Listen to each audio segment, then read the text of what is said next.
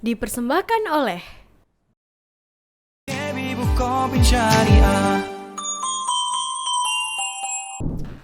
Bismillahirrahmanirrahim. Assalamualaikum warahmatullahi wabarakatuh. Alhamdulillahirabbil alamin wassalatu wassalam ala asrafil anbiya'i wal mursalin nabina Muhammadin wa ala alihi washabbihi ajmain amma ba'du. Apa kabar pemirsa TVMu dimanapun Anda berada? Mudah-mudahan pemirsa semuanya selalu dalam keadaan sehat walafiat dan juga bersemangat tentunya dalam menjalankan ibadah puasa Ramadan tahun ini.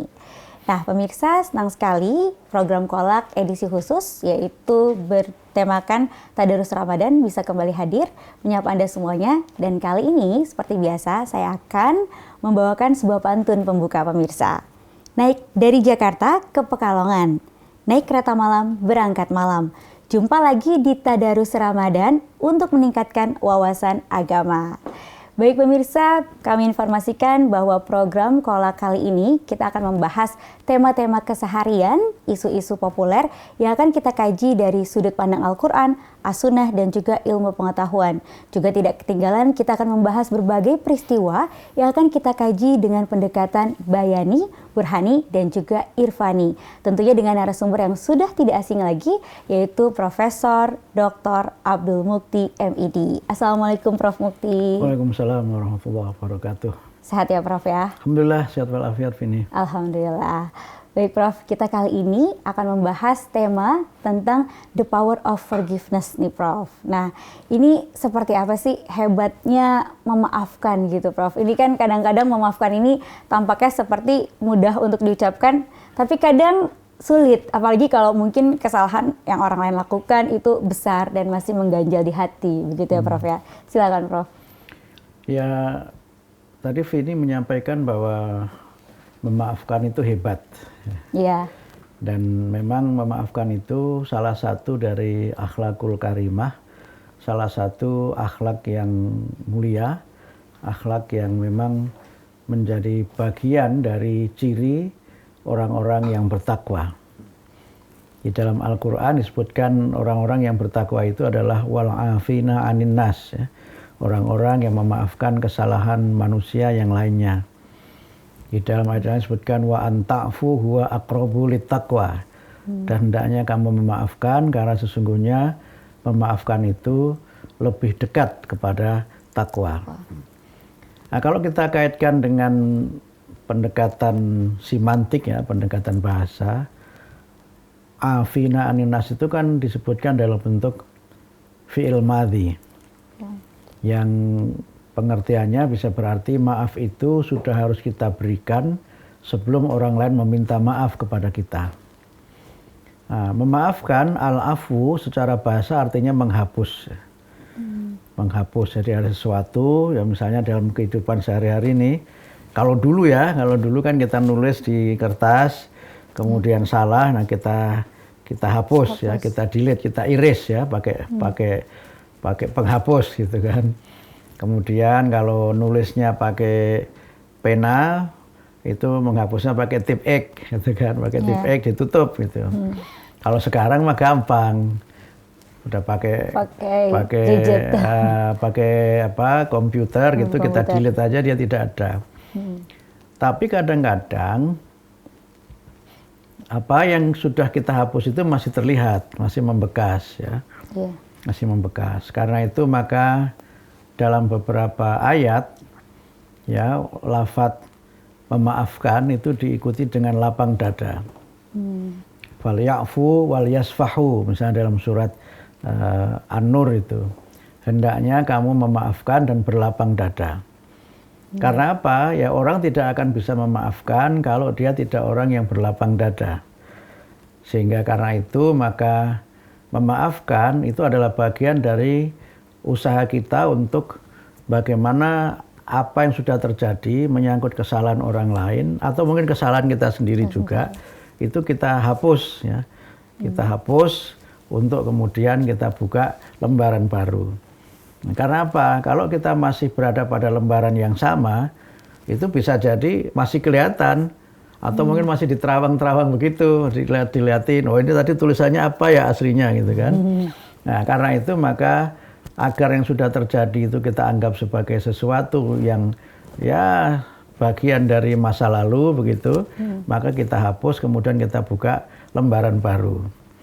Nah, tentu saja selama bulan Ramadan ini kan kita berusaha untuk melatih diri kita ini untuk menjadi orang-orang yang memiliki jiwa yang lembut ya. Karena Ramadan itu kan diantara tujuannya adalah untuk kita ini punya perasaan yang lembut ya, taltif ya. Taltif itu kan artinya lembut. Sehingga kita menjadi orang yang pemaaf gitu, menjadi orang yang tidak dendam. Karena orang berbuat salah itu kan bisa karena banyak faktor ya. Orang berbuat salah ada yang memang dia sengaja. Dia sengaja berbuat salah gitu.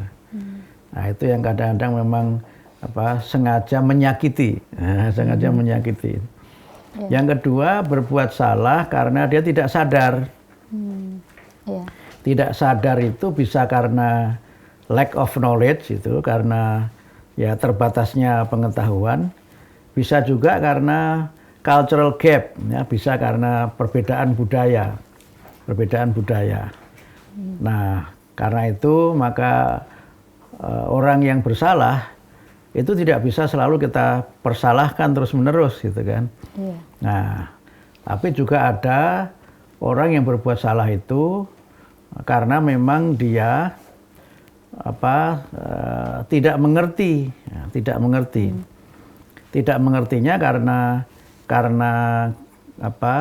ya mungkin keterbatasan pengalaman atau karena berbagai hal gitu. Karena itu kan salah di dalam berbagai istilah itu kan bisa disebut sebagai error gitu.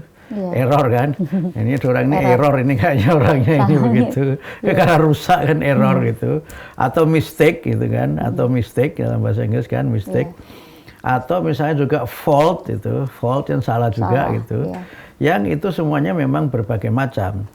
Nah, kalau kita sedang misalnya belajar menjawab soal salah, itu karena apa kira-kira? Karena kita tidak belajar. Ya, kita nggak belajar karena lack of knowledge kan, karena ilmunya kurang gitu. Tapi misalnya mohon maaf ya, anak kecil, ya anak kecil, kemudian dia tidak mengerti sesuatu kan bukan karena dia nggak belajar, emang karena kemampuannya seperti itu kan. Kadang-kadang ini orang anak nggak sopan gimana sih, kan anak-anak kan nggak ngerti gitu.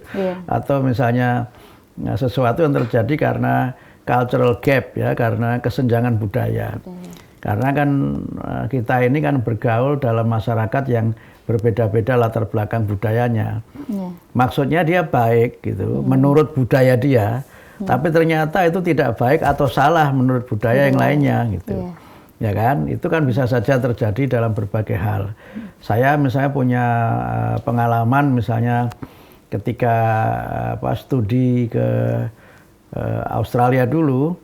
Itu ada cerita menarik gitu. Cerita menariknya begini. Landlord saya ini itu orang Spanyol.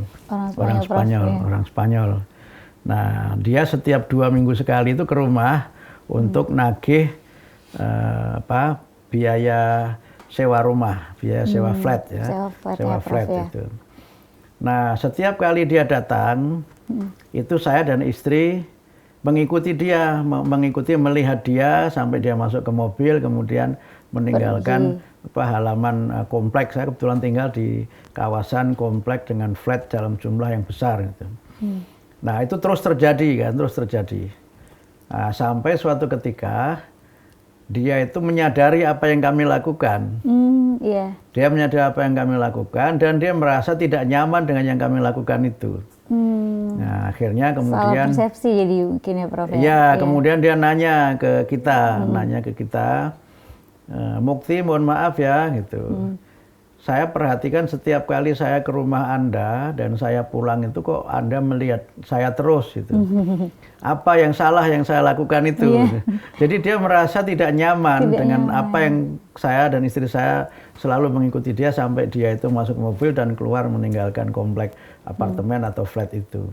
Nah, kemudian kami sampaikan, oh mohon maaf kalau begitu gitu. Ini budaya kami gitu, budaya kami kalau ada tamu itu dalam budaya kami tamu itu walaupun sudah pamitan itu harus kita tetap perhatikan, kita tunggu sampai tamu itu benar-benar meninggalkan rumah dalam keadaan yang baik gitu.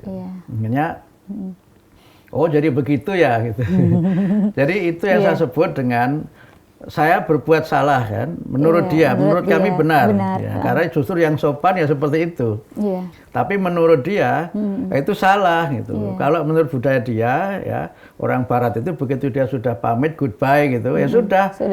Apa yang terjadilah, udah close the door, tutup pintu, sudah nggak usah diurusi. Tapi kalau kita kan nggak begitu. Karena kita budaya sopan santun ya, Prof. Ya, bagian dari sopan santun, tata keramanya kan begitu. Nah, karena itu saya berbuat salah karena apa? Bukan saya berniat berbuat salah kan, tetapi karena ada cultural gap, ya, ada kesenjangan budaya, sehingga sampai dalam studi di kampus itu kan, terutama kalau mengambil studi budaya kan ada mata kuliah namanya cultural understanding, ya, memahami budaya gitu. Nah, ini sesuatu yang seringkali terjadi. Tapi juga ada faktor-faktor lain ya, yang memang kadang-kadang kalau orang misalnya ngerjakan soal nggak bisa jawab, masa kemudian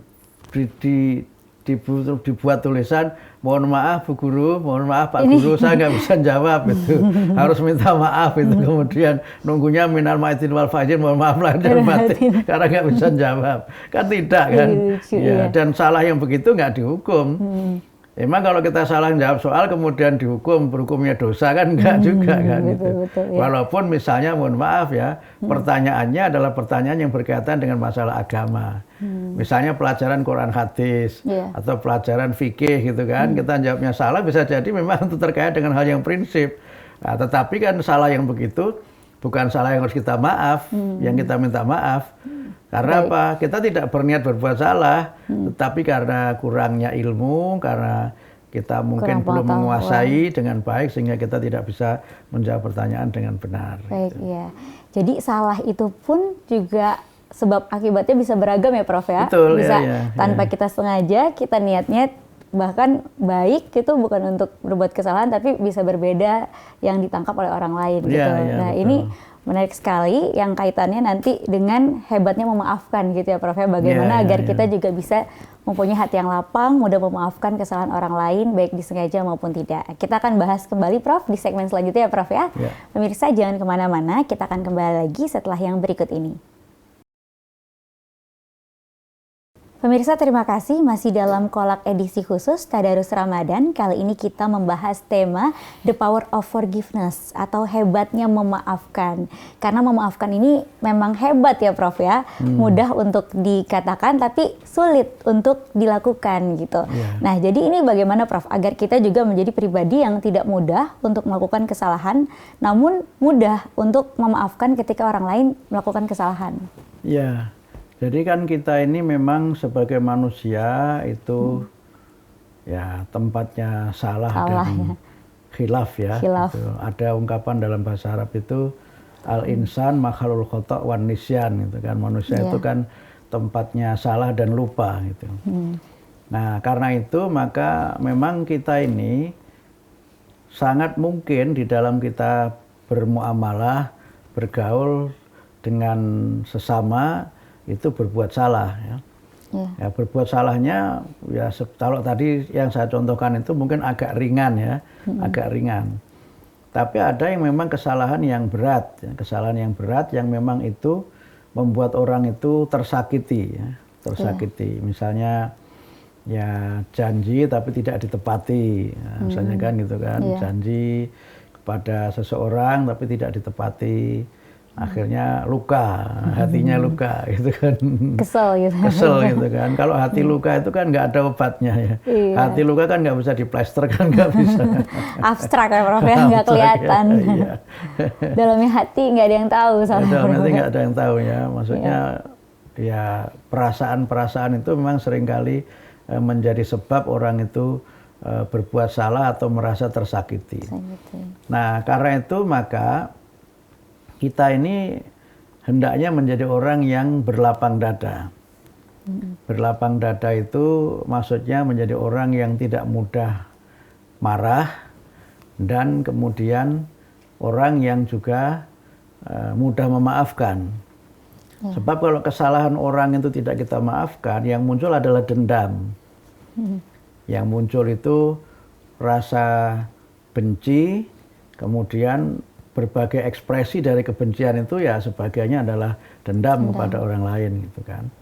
Nah, dalam bentuk-bentuk yang sangat berat ya, misalnya ada orang yang misalnya menyakiti orang lain secara fisik dan dia sengaja misalnya perbuatan kriminal kepada orang lain. Itu kan perbuatan salah yang sangat fatal ya. Dia tidak hanya berurusan dengan aparatur penegak hukum, tapi juga berurusan dengan manusia yang dia memang telah berbuat kesalahan yang sangat berat itu. Nah, dalam konteks ini memang ya kadang-kadang itu tidak bisa dihindari. Tidak bisa dihindari. Karena itu ketika tadi saya menyebut ayat di dalam surat An-Nur itu kan ada satu peristiwa yang kalau kita baca di dalam Al-Quran itu berkaitan dengan peristiwa ketika terjadi kebohongan besar. Kebohongan besar di Madinah yang itu dialami oleh istri Rasulullah Aisyah radhiyallahu anha.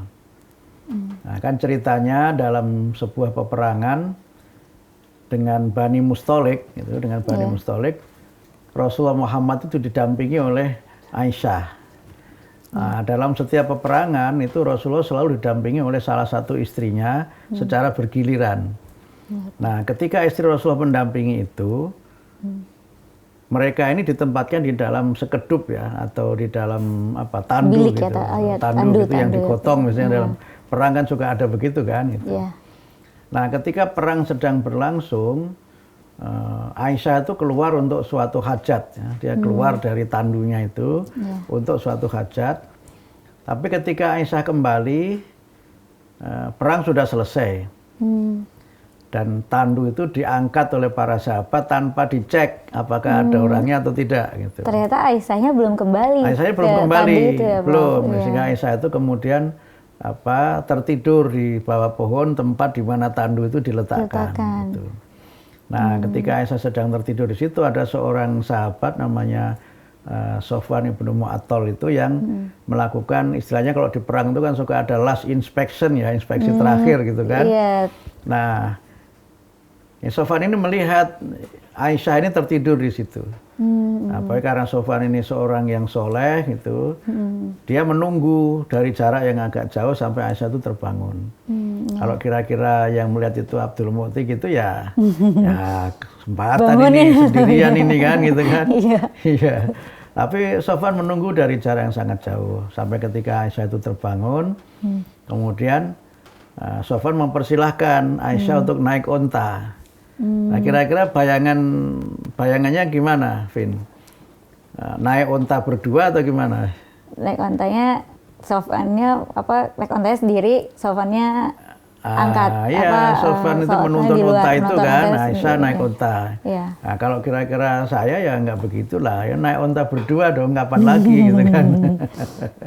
Tapi karena ini orang-orang yang soleh, kemudian memang ya Sofwan menuntun Aisyah naik di onta itu. Nah, menjelang masuk kota Madinah itu, orang-orang munafik itu melihat peristiwa ini.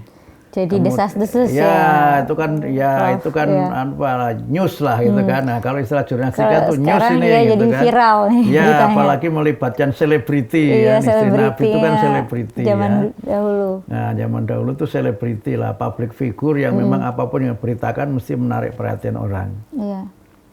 Disebarkanlah kabar bahwa telah terjadi perselingkuhan antara Aisyah dengan Sofwan.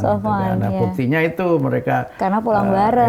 Pulang bareng pada saat perang sudah selesai. Ngapain aja mereka ini, kira-kira begitu kan?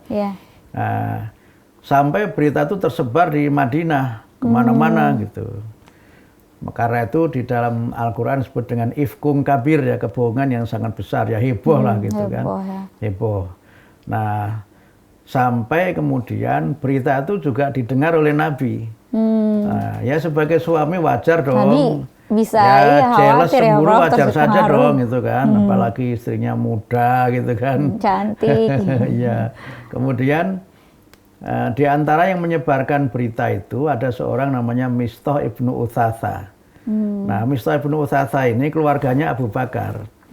Dia ini diasuh oleh Abu Bakar ketika masih berada di Mekah, dan dia memang orang miskin yang memang kehidupannya itu ya dicukupi, dipenuhi Abu Bakar itu. Nah, ketika terjadi peristiwa kebohongan besar ini, Mistah ini bukannya dia itu meredam, tapi dia ikut menyebarkan berita itu. Membumbu-bumbunya juga ya? Menyebarkan berita itu sampai kemudian Abu Bakar marah kepada Mistah. Ya kira-kira kalau pakai ungkapan sekarang ya nggak tahu diri lah orang itu. Kira-kira air susu dibalas dengan air tuba. Gitu kan. Nah, marahlah Abu Bakar itu. Sehingga dia memutuskan untuk tidak memberikan bantuan apapun kepada Mistah. Yang dia masih keluarganya gitu. Tapi ternyata sikap Abu Bakar itu menurut ukuran manusia kan wajar saja dong. Ini orang nggak tahu diri gitu kan, sudah diberikan bantuan, dibantu. Ini ada musibah, ada masalah, bukannya ikut menyelesaikan, malah dia ikut menyebarkan berita itu gitu. Nah, sehingga kemudian Allah mengingatkan Abu Bakar melalui Rasulullah dengan turunnya ayat wala ya'tali ulul fadli minkum wasa'ah ayu tu ulul kurba wal masakin wal muhajirin fi sabilillah wal ya'fu wal yasfahu. Jadi janganlah orang yang punya kelapangan itu, yang punya kemuliaan itu memutuskan untuk tidak mau memberikan bantuan kepada orang miskin, kepada keluarganya dan orang-orang yang berhijrah gitu kan. Nah, hendaknya dia memaafkan dan hendaknya berlapang dada. Gitu. Nah, ini contoh ya. Dalam kehidupan sehari-hari banyak yang seperti itu. Berat kan. Tapi ya Prof ya. Banyak yang seperti itu kan. Ya. Kalau tadi ada ungkapan dalam bahasa Melayu air susu dibalas dengan air tuba, dalam bahasa Jawa itu muncul ungkapan ditulung malah mentung. ditolong malah dia tuh mukul. Ada kan orang yang begitu kan. Nah, yang seperti itu manusiawi kalau kita tuh marah kan. Nah, tetapi kan itu bukan perbuatan yang sesuai dengan tuntunan agama. Sehingga karena itu hendaknya kita menjadi orang yang pemaaf ya, berlapang dada memaafkan. Sehingga memaafkan itu menjadi hebat karena apa, sudahlah yang sudah berlalu biarlah berlalu gitu kan. Nah, kemudian orang ketika dia bersalah ya jangan ngotot. Nah, ada ungkapan dalam bahasa Jawa itu sing salah seleh gitu. Kalau orang itu merasa bersalah ya sudah dia mengaku saja salah. Jangan sudah salah malah ngeyel macam-macam. Wah, itu hukumannya bisa tambah berat itu. Nah, karena itu maka kita hendaknya kemudian memaafkan. Ada banyak orang ya, misalnya nanti kan diputer itu film Buya Hamka ya misalnya. Buya Hamka ini kan sebagai seorang ulama kan pernah juga mengalami masalah yang sangat perih ya. Nah, beliau tanpa lewat pengadilan itu dipenjara gitu, difitnah, bahkan kemudian dipenjara juga, umumnya dipenjara pada waktu itu kan tidak diperlakukan dengan baik gitu. Manusiawi dong kalau orang itu marah gitu kan, manusiawi gitu. Tapi kan Buya Hamka memilih untuk tidak marah, tidak dendam gitu. Bahkan kemudian memaafkan orang yang telah menyakiti dan orang yang telah mendolimi. Nah, itulah kekuatan dari memaafkan. Dan dalam banyak hal itu memang menjadi bagian dari berbagai peristiwa yang terjadi pada konteks yang bersifat pribadi ya, bersifat pribadi, relasi misalnya saya dengan Vini gitu, personal gitu. Tapi ada juga yang dalam konteks yang besar menyangkut misalnya dalam kehidupan berbangsa dan bernegara, atau dalam konteks perjuangan dan dalam konteks kita melaksanakan dakwah Islam. Iya, luar biasa. Karena itu maka memaafkan itu menjadi hebat ya, karena bisa menyelesaikan masalah dan bisa membuat kita ini tidak ada dendam dan menjadi kepada tenang orang ya, Prof, lain ya. gitu ya. Iya. Itu luar biasa sekali tadi dari cerita Prof yang sangat seru, itu kita bisa ambil ya Prof, walaupun tadi ketika air susu dibalas air tuba, bahkan kita bisa membalas, tapi Allah mengatakan lebih baik memaafkan gitu. Karena kita sudah disakiti tapi lebih baik berlapang dada, itu benar-benar sulit sekali. Maka ketika bisa melakukan itu benar-benar hebat gitu. Nah, ini kita juga ingin tahu bagaimana kaitannya dalam konteks tadi berbangsa dan bernegara, dan juga bagaimana dengan konteks dalam berpuasa saat ini ya Prof, ibadah puasa Ramadan. Kita akan membahasnya di segmen selanjutnya. Pemirsa, jangan kemana-mana, kami akan kembali setelah yang satu ini. Pemirsa, kembali lagi dalam Kolak edisi spesial, yaitu Tadarus Ramadan mengenai the power of forgiveness. Nah, ini Prof, kita lanjutkan kembali bagaimana konteks dari hebatnya memaafkan. Tadi kan dalam ranah personal ya Prof, pribadi yang itu saja sudah sangat sulit gitu. Maka sangatlah hebat jika kita bisa memiliki hati yang lapang. Lalu bagaimana juga kaitannya dalam konteks bernegara nih Prof, yang lebih luas lagi gitu. Dan juga kaitan dalam ibadah puasa saya contohkan Ramadan. yang lebih luas, misalnya dengan pengalaman yang berkaitan dengan peristiwa terbukanya kota Mekah atau Fathu Makkah. Fathu Makkah. Kan peristiwa ketika Rasulullah Muhammad itu pertama kali masuk ke Mekah setelah beliau itu hijrah. Kita tahu di dalam sejarah Rasulullah itu kan mengalami kekerasan, ya, mengalami penyiksaan, dan juga berbagai tindakan zalim yang dilakukan oleh orang-orang kafir kepada Nabi dan para sahabat. Nah, sampai kemudian beliau itu kan hijrah selain karena perintah Allah kan juga karena memang tidak atau sangat berat gitu untuk melanjutkan dakwah di Mekah, sehingga Rasulullah dan para sahabat itu hijrah ke Madinah. Ketika Rasulullah masuk ke Mekah itu, orang-orang kafir Quraisy itu sangat takut. Karena apa? Wah, ini Muhammad ini posisinya sudah menang gitu. Jangan-jangan dia nanti membalas dendam dengan apa yang dulu sudah mereka lakukan kepada Nabi Muhammad dan para sahabat. Karena punya kekuasaan ya. Ya, karena sudah menang kan, sudah menang, dan memang mereka menyadari bahwa mereka dulu banyak berbuat salah kepada Nabi. Nah, tapi kemudian apa yang dibayangkan orang-orang kafir itu tidak terjadi. Rasulullah Muhammad sama sekali tidak ada dendam kepada mereka, dan kemudian mereka diberikan opsi, diberikan dua pilihan. Pilihan pertama, yang mau masuk Islam silahkan ke Masjidil Haram. Gitu. Tapi yang mau tetap kafir, gitu, silahkan masuk ke rumah Abu Sofyan. Jadi tidak kemudian Rasulullah mentang-mentang sedang berkuasa, mentang-mentang sedang menang, terus membalas dendam. Tidak. Justru Rasulullah memaafkan mereka dan tidak memaksa mereka untuk semuanya masuk Islam. Padahal kalau melakukan juga bisa. Kan, karena sedang menang. Gitu. Nah, tapi kemudian dengan jiwa besarnya, dengan sikap yang lapang dada itu, Rasul memberi opsi kan, yang mau masuk Islam silahkan masuk ke masjid. Jadi sukarela, nggak dipaksa mereka. Kemudian yang mau tetap kafir loh, ini malah tetap kafir loh, diberi peluang untuk dia jadi kafir. Yang mau tetap kafir silahkan masuk ke rumahnya Abu Sofyan. Sehingga karena itu, ya dahsyatnya memaafkan itu, sehingga tidak terjadi pertumpahan darah sama sekali. Rasulullah masuk ke kota Mekah dalam keadaan yang aman, tidak terjadi pertumpahan darah, dan orang-orang yang awalnya itu membayangkan akan mendapatkan tindakan kekerasan, balasan dari Muhammad sebagai seorang yang sedang menang itu ternyata tidak terjadi. Akhirnya orang-orang itu kemudian masuk Islam. Dengan sukarela. Ya, itu yang dijelaskan di dalam misalnya surat An-Nasr itu, idza jaa nasrullahi wal fath wa ra'aitan nasa yadkhuluna fi dinillahi afwaja itu. Nah, kan jadi ketika datang itu ya kemenangan yang gilang gemilang kan. Nasrullah wal fath ya, kemenangan tadi Fathu Mekah itu. Kemudian kamu melihat manusia itu ya masuk kepada agama Islam dengan cara berbondong-bondong gitu. Itulah dahsyatnya memaafkan. Ya, the power of forgiveness itu. Sehingga karena itu memang ya Rasulullah sebagai seorang kepala negara, sebagai pemimpin umat itu memberikan contoh ya, dan sikap beliau itu ternyata bisa menjadi salah satu cara untuk membangun rekonsiliasi dan menyelesaikan masalah.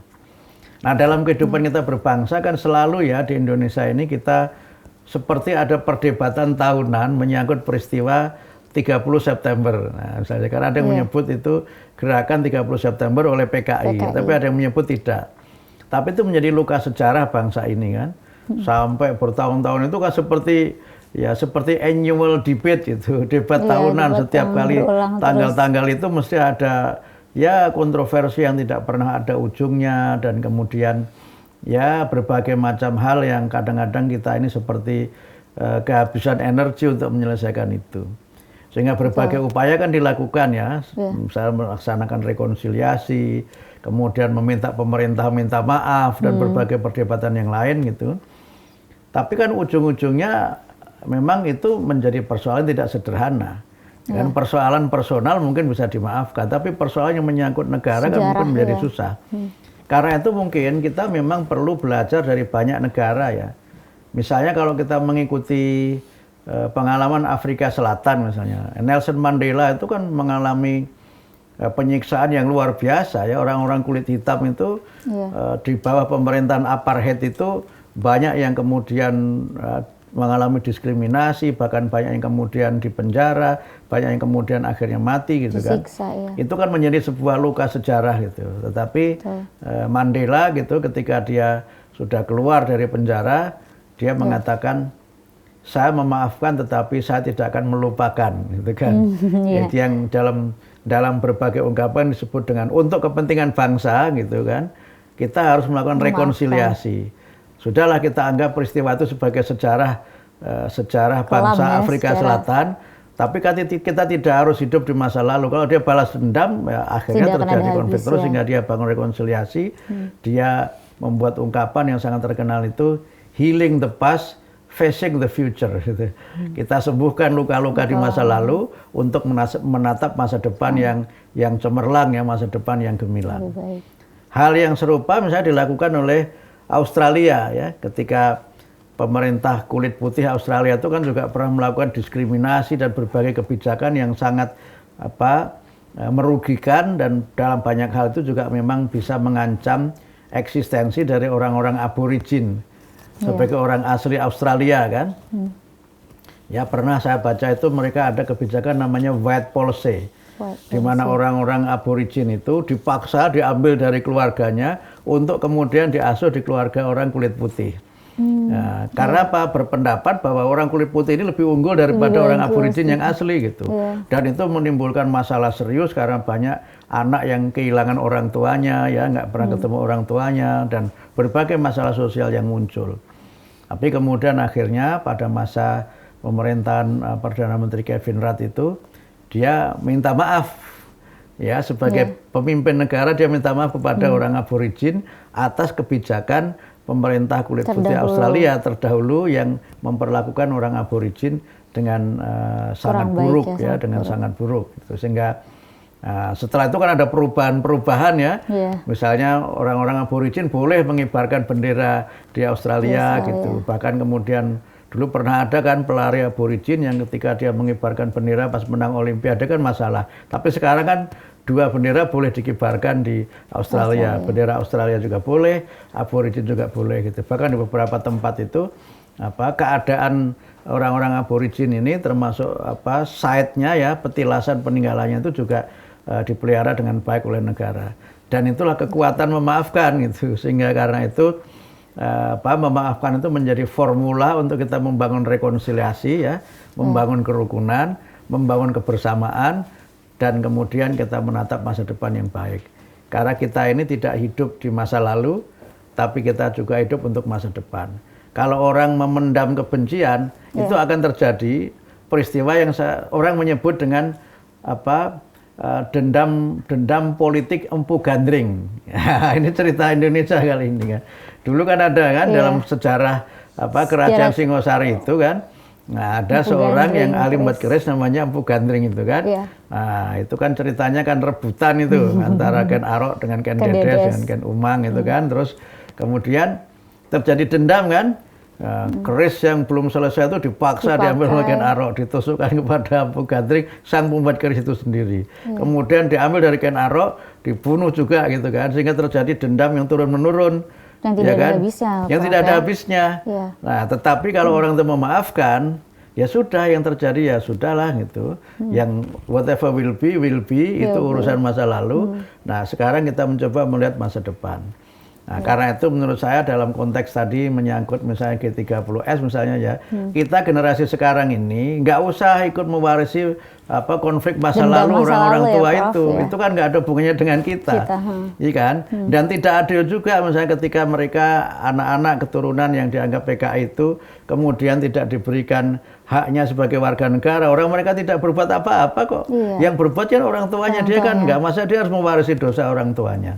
Betul. Nah, karena itu maka menurut saya kita juga harus fair, harus adil, bahwa harus ada investigasi terhadap peristiwa itu sebagai bagian dari kebijakan politik, ya oke lah gitu kan. Tetapi tidak perlu kemudian kita memaksa, ya harus minta maaf dan sebagainya gitu. Karena apa? Loh, yang berbuat itu kan tidak negara, gitu kan.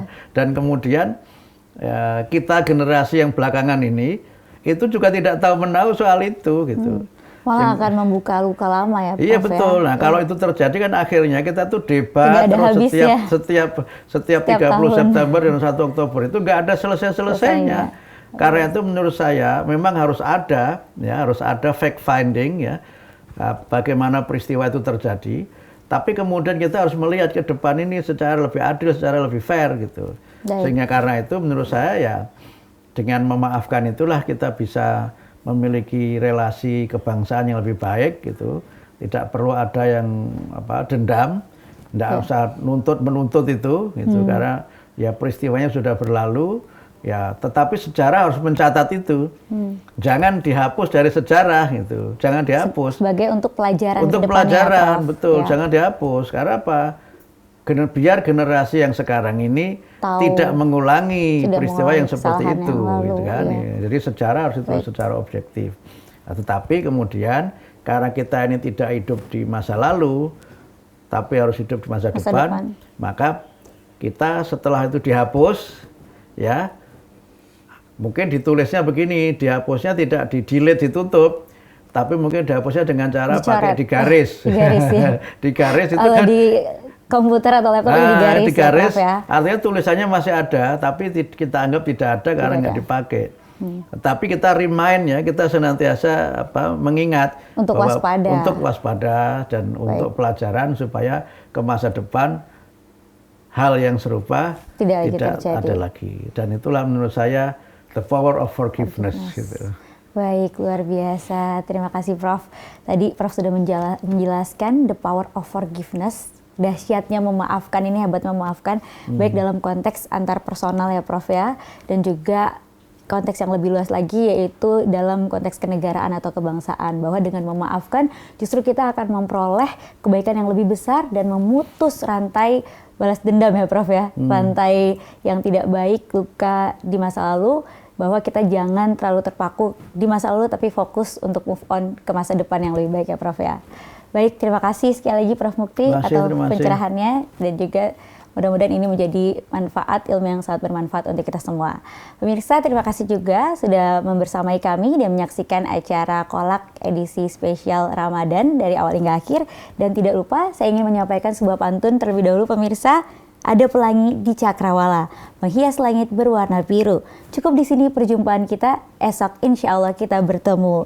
Baik pemirsa, saya Vini Alyani dan juga Prof Mukti serta seluruh kerabat kerja yang bertugas mohon pamit undur diri. Wassalamualaikum warahmatullahi wabarakatuh. Waalaikumsalam warahmatullahi wabarakatuh.